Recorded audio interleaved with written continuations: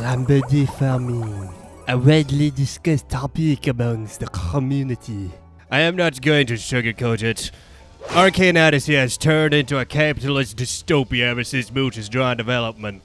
This country's gone down a rabbit hole of cash and economics, from cutting corners, farming bosses via the merchant NPC, all the way to banks being added soon. Traditionally, players would only need gram baddies for one task, and that was to unlock the brig boat.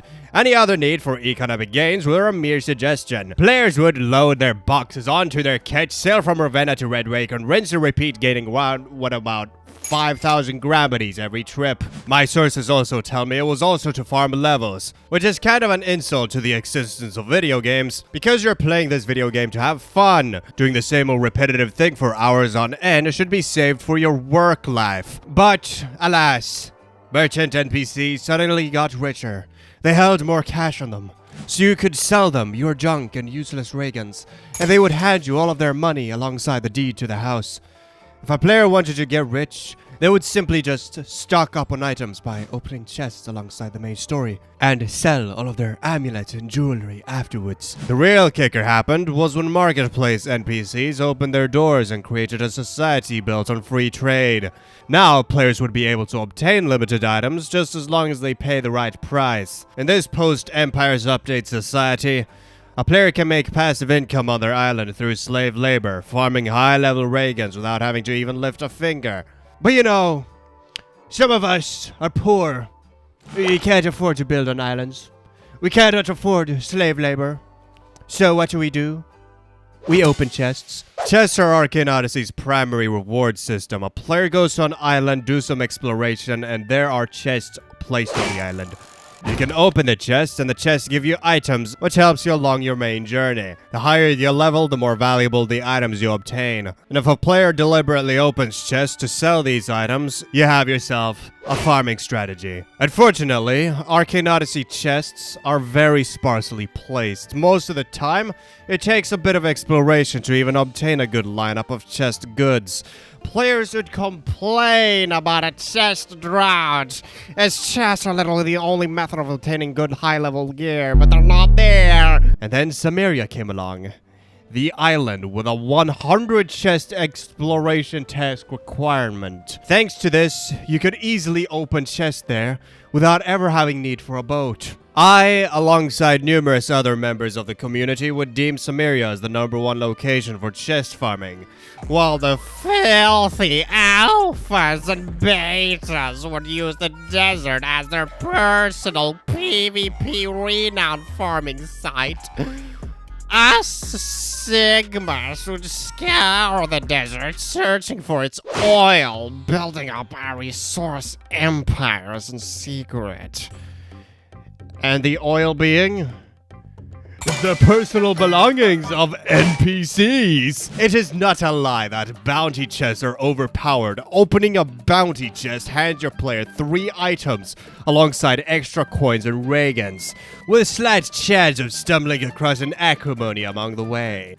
These merchants and plantation owners would never stop to use their peanut-sized brain to simply think about committing multiple felonies in the Middle East. I didn't have to lift a finger or open a chest in order to obtain one of the greatest treasure charts Arcane Odyssey ever has. This right here is a picture of Samaria. Not just Samaria, but a picture of Samaria with all of the chest placements. We got every secret, every major chest deposit, everything. The only downside, it's biased for positive rep players. Personally, there would be a lot more chests for bounty players, because bounty chests are extremely abundant in places such as Masada and Kaitara. I'm currently at the northwestern mountain of Mount Encav, specifically the location which they told me to start in. Not here to be exact. There's a deposit of 3 chests that you're supposed to start off by collecting. You don't actually have to start off in the specific starting point, but given the fact that they did add a starting point, you might as well just respect it. At the top of the cliff right here, you got 2 chests. Originally, there was a gold chest and a wooden chest here that I collected beforehand, but I deleted the footage because I didn't shower before recording, which ruins your ability to be charismatic. I have this habit when I wake up every day in the morning where I wet my hair deliberately in order to get rid of all the excess sweat that's built up on your scalp while sleeping. Think of it as a reset button for the psychology. Anyways, we're not here to talk about health life hacks. We're here to talk about Arcane Odyssey chest. What I collected was 3 wooden chests hanging out at the edge of the cliff. This is important. The more chests we collect, the more items we stack up in our inventory. The other wonderful thing about this chest route is that there is a lot of rocks which you can bust open, which is very good if you have a cannoneer deckhand. The cannoneer deckhand requires coal in order to be upgraded, and coal is extremely hard to come across because you have to manually mine the coal by breaking open rocks. Anyways, what we see here at, quote, this exact location over here at Mount Endgame is a wall. Very interesting. Yeah, no, it's actually a chest deposit made by a resentful bank hater. This right here is Samaria's secret, and personally, I hate it. Alright, biggest island in all of Arcane Odyssey. You'd expect it to have some really good lore. No, instead we have a disgruntled Samarian who does not trust banks, so instead they put all the treasures. It's at a hidden location on a mountainside. Yeah, there are a total of 10 chests. I believe chests respawn every, say, 15 minutes-ish. Jumping downwards, we got 2 chests over here. Ooh, and an exotic treasure chart. But that's all the chests in Mount Endcab at the moment. Now I believe we jump downwards, pick up an orange. Justice, the wanted criminal. Ow, sorry. Yes. Okay, God, I know you don't want me here. God. Crossing the river, we come across a camp. In the camp, there are 2 chests. But here comes the main privilege of bounty. Every merchant NPC is supposed to have at least 1 private chest next to them. So we can just, we can just open all of this. All right, look at all those items that you can obtain. Every merchant town also has a sponsor, so you can clear your bounty. I mean, notoriety. You need the bounty to open chests. Speaking of chests, can't forget the 2 underneath the bridge.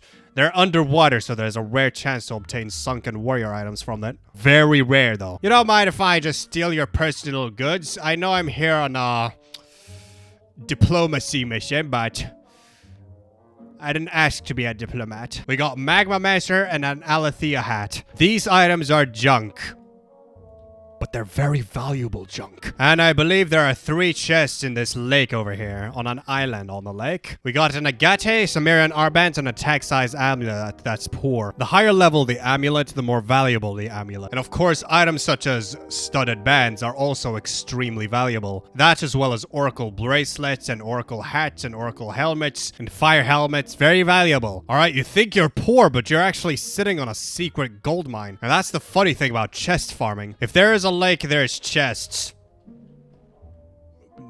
There aren't any chests here. Okay, well, there's a chest on a rock. Might as well get rid of this incessant blur effect by buying ice. Yeah, sorry I stole your personal belongings. Can you give me some ice? I'll have 11 banana smoothies, please. Yeah! It's ironic. If you're gonna do PvP in Samaria, you should stay hydrated because the blur effect is going to impact your gameplay. But you know what's gonna impact your gameplay positively even more? Staying hydrated in real life. There is a moderator in the server. Hi, can I get a ban appeal for the Arcane Odyssey disc? Z? Because it's gonna get tagged. You gotta open one in the server. I am banned from the server. You will have to make an alt. But I don't know my password! Mooch has banned me himself! Isn't unbanning people your job? Can't you just make an application for me? The fact that there is a well here boggles me. This means that they have water deposits underneath the ground. Perhaps this— oh crap, it's night already. I did a Google search. Perhaps this displays that Samaria was once not a desert kingdom. Maybe it was a Mediterranean kingdom. Anyways, on the summit of Mount Elburz, there's actually a temple, which is very weird. It's not an official Samaria secret. It's just one of those like structures that's randomly generated like in World of Magic. But it contains 9 chests. And we got ourselves another silver studded band. Studded bands are amazing. And a treasure chart. Wow, thanks game. I'm never going to open this ever. You walk through the desert for 40 days and 40 nights. And God rewards you with wooden chests. But this isn't the only case of chests existing in Arcane Odyssey. Deserts. There is a temple with sand. And at the bottom you have 6 chests. Probably by far my favorite deposit in all of Arcane Odyssey. I mean, in all of Samaria. And we can't forget the chests on the rock. Ah, there they are. 4 chests. We got 1 gold. That's a golden pearl. We got 1 wooden. Wooden chests are honestly the worst. There's a...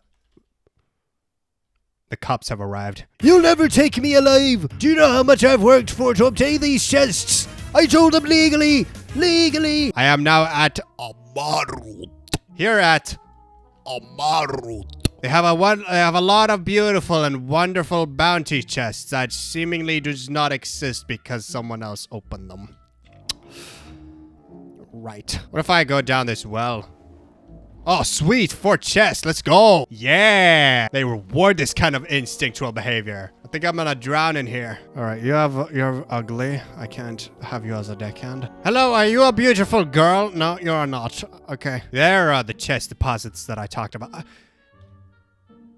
God damn it! Right here you stumble across the merchant caravan, which contains Arcane Odyssey's one and only gem merchant. Onyxes and sunstones are for sale, but if I sort them by highest value, I can sell all of these unnecessary armor items that I do not need. A lot of the expensive items for Arcane Odyssey are the high level items. Not just the shirts, but the pants as well, which I have significantly a lot less of compared to shirts. And the most profitable venture, the jewelry venture. All of these amulets are worth approximately 100 grambities. If I sell all of these, I'm going to make like 1,000 grambities, I guess, but whatever. And then of course they're selling gems that you don't need, such as the dull ones.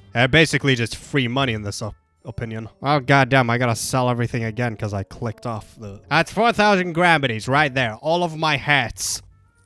You sold 229 items to Nefru Ahmed in exchange for 3,936 grambities. This is a major loss. All of that is worth 3,000. I am very confused. It was a lot more before. What?